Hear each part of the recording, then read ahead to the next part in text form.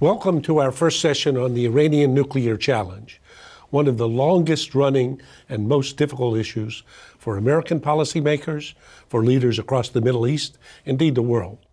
For years, the U.S. and our partners Britain, France, Germany, China, Russia have been trying to negotiate a solution to Iran's growing nuclear program. It's been a slow process. While Iran has agreed to temporary restraints and pauses from time to time, a long-standing agreement has proved elusive. Well, Graham, this is surely one of the hardest challenges that President Obama faces today. And so in this session, we're going to try to identify the central questions facing U.S. policymakers who are attempting to block Iran's quest, and the other members of that group that you just mentioned. And Graham, it's important to remember that Iran has long insisted it has no interest in developing a nuclear weapon. In fact, Ayatollah Ali Khamenei, who's the supreme leader of Iran, has issued a religious ruling called a fatwa against such weapons. Instead, the Iranians insist that their objective is only to have a peaceful nuclear energy program, something they maintain is their right under the Nuclear Non-Proliferation Treaty, to which, of course, they are a signatory. So this is a genuine problem from hell, and it's probably slightly unfair to give this to students as the first case. But our goal in this session is to help you understand enough of the background and the bottom lines of the actors involved, so that when you think about the challenges, as if you were an advisor to President Obama, searching for the best feasible way forward in identifying the best policy options, how could you go about that?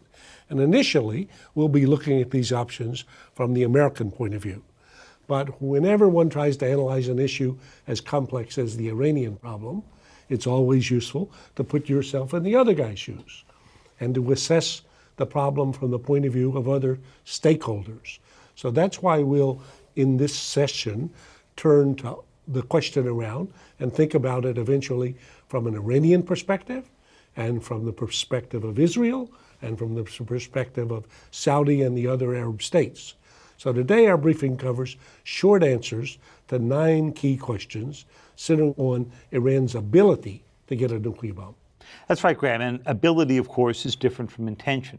So throughout this, Graham, we're going to ask everyone in the course to delve into Iran's intentions, even though they say that they have no interest in a weapon. And along the way, we'll ask everybody to make educated questions and to tell us where we might be wrong. Now, we've gone through similar debates in other conflicts, including the war in Iraq more than a decade ago. And it's often turned out that the assumptions and the questions that were central to the debate at the time turned out to be the wrong questions. It happens all the time. Absolutely, and that's the hardest part of the problem. We often think about the George Marshall question, which is after a persuasive presentation, there's one more question. How could I be wrong? Well, so here we go. So first, if Iran made the political decision to race for a bomb, a decision that American intelligence officials say it hasn't yet made, how could they get it? So as you look at the next chart, you'll see 3 different paths to a weapon. Now, there's an overt path at the known uranium enrichment facilities, which are Natanz and Fordo. And then there's a reactor called Iraq that produces plutonium. But overt paths are pretty tricky business, Graham, because international inspectors regularly go visit these sites. They're under constant satellite surveillance. There are cameras set up at the sites inside. So if the world finds out that Iran had decided to make a bomb, the chances are it would be stopped if it came out of those locations. So then you have to consider another track to a bomb, a covert path, where Iran takes all the same enrichment steps, but it does so in secret. And that would be a way to get a bomb without anyone detecting what it's trying to do. And then finally, of course, there's the option you often talk about, which is you just go out and buy it. And that's generally neglected since it seems far-fetched. But of course, we have to remember that North Korea and Pakistan could conceivably be sellers. David, you've been covering these issues for a long time. And the American and European negotiators keep saying that it's not worth signing an agreement that doesn't effectively cut off Iran's uranium route to a bomb, their plutonium route to a bomb, and the covert route. But we have to remember that it's possible that Iran doesn't really want to get a bomb, doesn't want to go to the last step. Maybe they just want to make sufficient progress in the areas, the three paths that we've laid out, because if they're just a few screwdrivers away from an actual weapon, that may be almost as effective if it's actually owning a weapon. So I think, how do we think about this? Well, in each one of these cases, we need to drill down on the central issues. The current view of the American intelligence community is that Iran has not made a decision, a final decision, to try to get a bomb. But one has to ask, why would Iran keep moving closer and closer to a bomb to be just a few steps away? And the answer is, of course, perhaps that Iran would like to be close enough to get a bomb if it decides to do so without anyone interrupting. I mean, why wouldn't that be a comfortable place to be? That's right, Graham. And actually, it's a very different strategy from, say, what the North Koreans have pursued. And that ability to be close to a bomb is called dash time. That's the amount of time it would take to race off to get a bomb or a few without getting caught. So the second question is, when will Iran get a nuclear weapon? And the answer is, of course, it depends. So what does it depend on? Well, Iran, of course, would have to decide to dash to a bomb. Then the timeline depends on which path they take. So along each path, they'll face obstacles, and they'll have to consider the costs and benefits, in particular, of getting caught, okay, or of getting a bomb versus stopping short of a bomb. So back to the question, when will they get a bomb? Well, for the past 5 years, as you know, I've been making bets with folks, even you, who declare that this is the year when they either get a bomb or we bomb them. Every year I bet they'll not get a bomb and that they'll not be bombed. And each year I've made the money. So 2015, I'm still prepared to make the bet again. Do you want to take a chance to win some of your money back? Well, Graham, I've lost too many bets with you, although I have won one or two, you know. But remember, Iran's taken far longer to obtain a bomb than any other country. So just think, the North Koreans did it faster, working with the best graduates from Kim Jong-un High School. The Indians and the Pakistanis did it faster. So the Iranian delay may be technical, but I suspect it's partly political. Because for years, Iran has been, in the minds of most experts, just a few months away from being able to produce enough fissile material for a bomb, and yet it hasn't done it. So that's absolutely right. And that brings us to the next question. Where does Iran actually stand on the road to a bomb? And if we look at this staircase you'll see on the screens, and note that Iran has actually made its way up almost all the difficult steps. They've mastered the technologies necessary to enrich uranium indigenously in Iran, all by themselves. Since 2010, they've been enriching uranium not just to the 4% level, which they use for fuel for a power reactor, but also to the 20% level, what we call medium enriched uranium. And it's that last batch where they had almost a bomb's worth of material that's close to the 90% enriched uranium, which they would use for a bomb. So as part of the temporary deal last year that got the negotiations that are currently ongoing started, Iran stopped enriching to 20%. That was in 2013. But it certainly didn't give up the knowledge or the facilities. So the concern is that it could resume those at any moment. So just considering the known facilities, when is the earliest Iran could get a nuclear bomb? Most analysts would agree it will take several months at a minimum. The more relevant question is whether Iran could produce enough material for a bomb at one of these known facilities without being discovered, without the U.S. and Israeli intelligence finding out. And again, both the U.S. and the Israeli intelligence professionals believe the answer is no. Iran could not use the known facilities and try to break out without getting caught. You know, Graham, you used a really key phrase there, and it was known facilities. Remember Donald Rumsfeld's favorite comparison about known unknowns and unknown unknowns? In this case, the unknown is, Are there facilities in those many tunnels or military bases around Iran that no one's yet detected? And that's something that people from the CIA, people from Israeli intelligence, the Europeans, all look for constantly. Absolutely. And so how's the U.S. been attempting, though, to prevent Iran from getting a bomb? Well, the first thing we've done is declare actions that we say Iran cannot possibly do, steps they can't take, lines they can't cross. And then we watch and see what happens. Now, when Iran has continued moving ahead, the rest of the world started passing sanctions, mostly at the UN. Initially, these were mostly symbolic sanctions, but in the last several years, they've become actually serious, even biting, aimed at the oil revenues and at banking.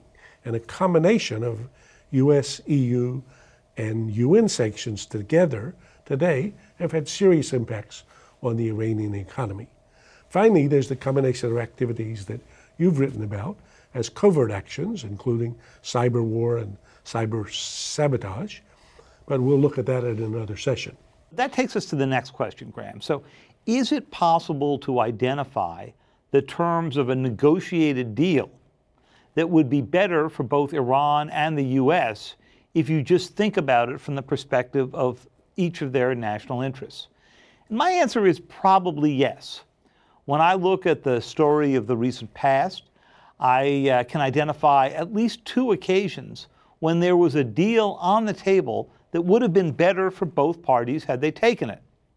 And so that raises the question, why has it been so hard to reach an agreement? Well, the answer is it's never as simple as sitting between two people at a table like this and negotiating it out. In international affairs, any agreement requires really three agreements. So first, the two countries have to come to an accord at the negotiating table. But that's the simple part, because then there has to be an agreement inside country A that the accord is in that country's interest. And the same thing has to happen back in country B. And often getting the countries to agree internally is the hardest part of the whole deal. So look, for example, in 2004, when one of those potential deals was on the table. Iran, I think at that time, would have accepted a deal in which they would have stopped producing if they were simply allowed to keep 164 centrifuges running at one research facility. That would have been a pretty good option for U.S. interests. But the U.S. was not prepared to accept a deal. The mantra of the Bush administration at that time was not one centrifuge spins. Sure. Well, in 2009, there was another example where Obama tried to reach out to Iran, made a very serious effort, and proposed that he would make a reasonable deal in a generous fashion.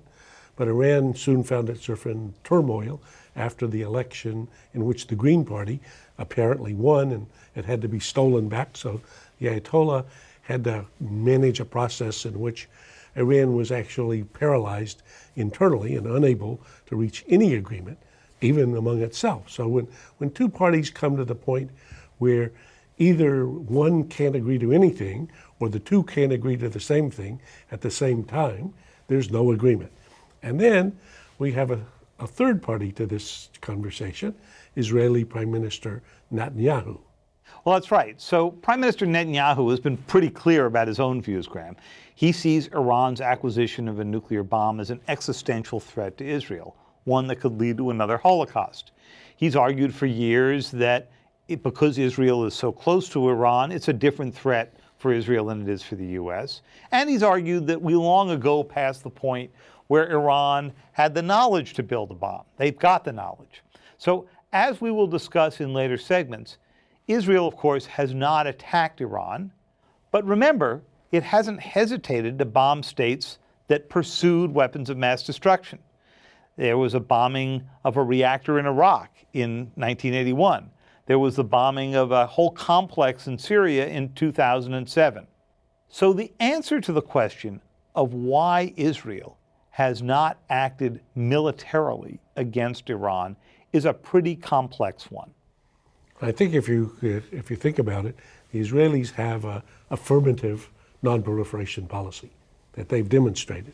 So there's been a real debate within Israel and its political and security establishments about the real threat posed by Iran and about the efficacy of any military strike. So we've all heard Graham's presentation of the facts here now, and the problem with any briefing like this is that we all sound so confident about those facts, how close Iran might be to a weapon, how quickly they can get there.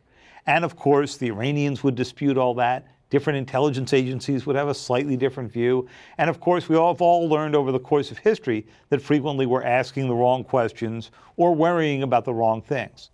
For example, in these discussions, we're all assuming that Iran is a rational actor, that it views the nuclear program as a bargaining chip, not something that would lead to a weapon it would actually use.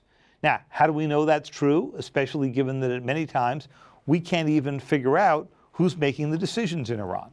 Well, that's a very good question, and especially when the Supreme Leader continues to refer to America as the Great Satan and calls for the elimination of Israel. But to figure out whether a state is a rational actor, one starts by observing their behavior. I wrote a book about this a long time ago. I've been part of this debate both in Israel and in Iran.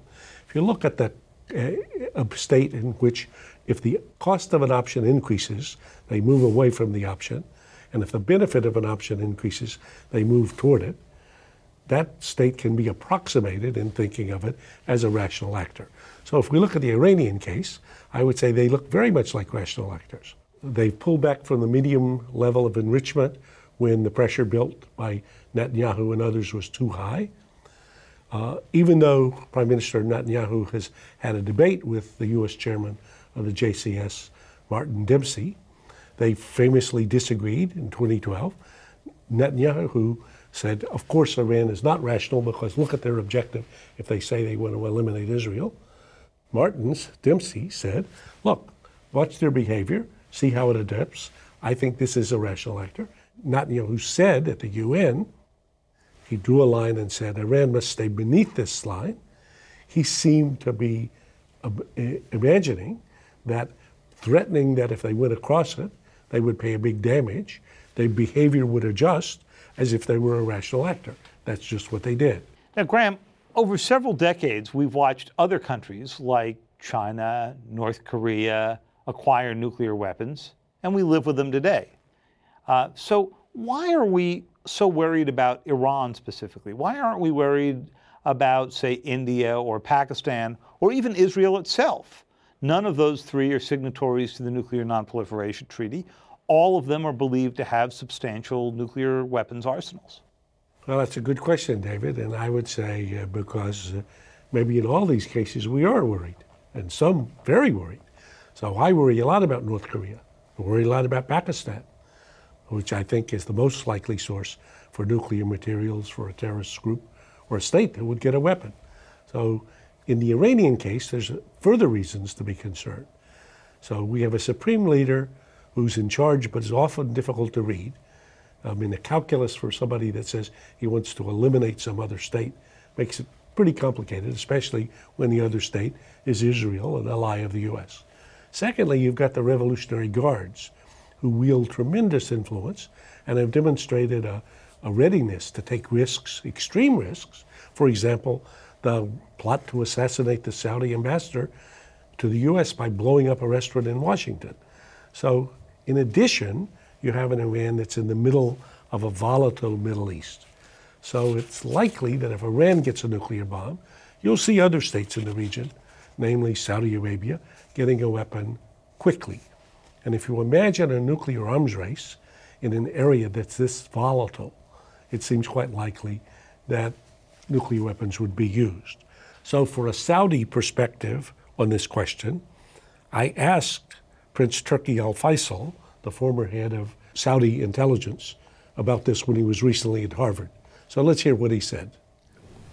Immediately, I can tell you from this podium, without being in government, and I don't speak for my government, not only Saudi Arabia, but countries in the Middle East and outside the Middle East are going to demand to have the same opportunity to enrich uranium to whatever level is allowed to Iran. Where is there a stoppage of nuclear proliferation in that? You know, Graham, his answer is really remarkable here because when you ask President Obama why he is so concerned about the possibility that Iran could get a nuclear weapon. He says because without doubt it would start an arms race within the Middle East. And so that gets to the core of this, which is there's no certain answer about whether you can ever stop a state that is determined to acquire a nuclear weapon without bombing that country. And even then, you might simply drive the program underground.